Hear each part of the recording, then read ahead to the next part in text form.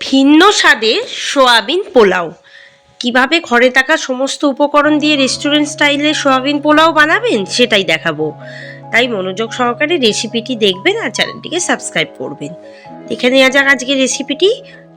প্রথমে কড়াই দিয়ে দেবো 1 কাপ সাদা তেল। তেলটা ভালো করে কষকষে করে গরম করে নেবো। তারপর দিয়ে দেবো 2টো কুচিয়ে রাখা পেঁয়াজ।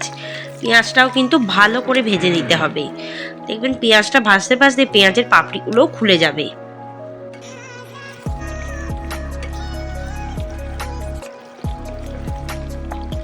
এবার দিয়ে দেবো কুচিয়ে রাখা বিনস আর দিয়ে দেবো কুচিয়ে রাখা পেঁয়াজ কলি। এটাও ভালো করে ভেজে নেব। এরপর 1 চামচ লবণ দেব, তাহলে দেখবেন খুব ভালো করে ভাজা হবে এগুলো। এরপর দিয়ে দেবো কুচিয়ে রাখা বাঁধাকপি। তবে পুরো বাঁধাকপিটা দিইনি, অর্ধেক বাঁধাকপি দিলেই হবে। আর দিয়ে দেবো ক্যাপসিকাম কুচি। এরপর 1 চামচ হলুদ গুঁড়ো, 1 চামচ লঙ্কার গুঁড়ো দিয়ে সবজিগুলোকে ভালো করে ভাজতে থাকবো, কারণ সবজিগুলো একটু ভালো করে না ভাজলে কাঁচা থেকে যাবে। এবার দিয়ে দেবো সারা রাত ধরে ভিজিয়ে রাখা সোয়াবিনগুলো। অবশ্যই জল চিপে চিপে দিতে হবে। সোয়াবিনটাও একটু ভেজে নেবো এই সবজিগুলোর সাথে, তাহলে আলাদা করে আর সোয়াবিনটা ভাজতে লাগবে না। দিয়ে দেবো 1 চামচ জিরে গুঁড়ো, 1 চামচ ধনের গুঁড়ো দিয়ে ভালো করে এই উপকরণগুলো ভাজতে থাকবো। আর দিয়ে দেবো একটা গোটা টমেটো আর একটু স্প্রিং অনিয়ন কুচি দিয়ে ভালো করে ভাজতে থাকবো, মানে মশলাটা দিয়ে একটু কষিয়ে নেবো। এরপর দিয়ে দেবো 2 কাপ আগে থেকে ভিজিয়ে রাখা চাল। মোটামুটি আমি 2 ঘন্টা ভিজিয়ে রেখেছি চালটা, সেটাই দিয়ে দেবো। তাহলে কি হবে, চালগুলো দেখবেন তাড়াতাড়ি সিদ্ধও হয়ে যাবে আর ডেরা পাখিও থাকবে না, বেশ ঝরঝরে হবে। এরপর দিয়ে দেবো 1 কাপ উষম গরম জল। এখানে কিন্তু ঠান্ডা জল ব্যবহার করা যাবে না, উষম গরম জল দিতে হবে। এবার আরও 1 কাপ উষম গরম জল দিয়ে দিলাম।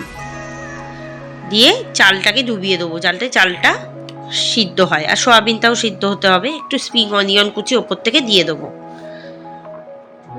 এরপর দিয়ে দেবো 1 চামচ গরম মশলা গুঁড়ো আর 1 চামচ স্বাদের জন্য চিনি। এবার এর মধ্যে কিছু বাটা মশলা দেব। পরিমাণ মতো আদা, 10 কোয়া রসুন আর 5টা কাঁচা লঙ্কা বেটে দিয়ে দেবো। কোনো রকম জল দেবো না, জল ছাড়াই বাটবো। এবার ওই বাটা মশলাটাও এর সাথে মিশিয়ে দেবো। এবার দিয়ে দেবো একটা গোটা গন্ধরাজ লেবুর রস। শুধু রসটাই দেবো, খোসাটা ফেলে দেবো। মানে ওই 2 টেবিল চামচের মতো রসটা দিতে হবে। পাতি লেবু থাকলে সেটাও দিতে পারে, তবে গন্ধরাজ লেবু দিলে বেশ সুন্দর একটা গন্ধ আসে। এবার দিয়ে দেবো 50 গ্রাম বাটার দিয়ে এবার 15 মিনিট ঢাকা দিয়ে রাখবো। চালটা সিদ্ধ হতে দেবো। 15 মিনিট পর ঢাকাটা খুলে একটু ওপর নিচ করে উল্টে পাল্টে দেবো, যাতে ভালোভাবে সিদ্ধ হয় সোয়াবিনটা আর চালটা। দেখুন চালটা কিন্তু প্রায় সিদ্ধ হয়ে গেছে।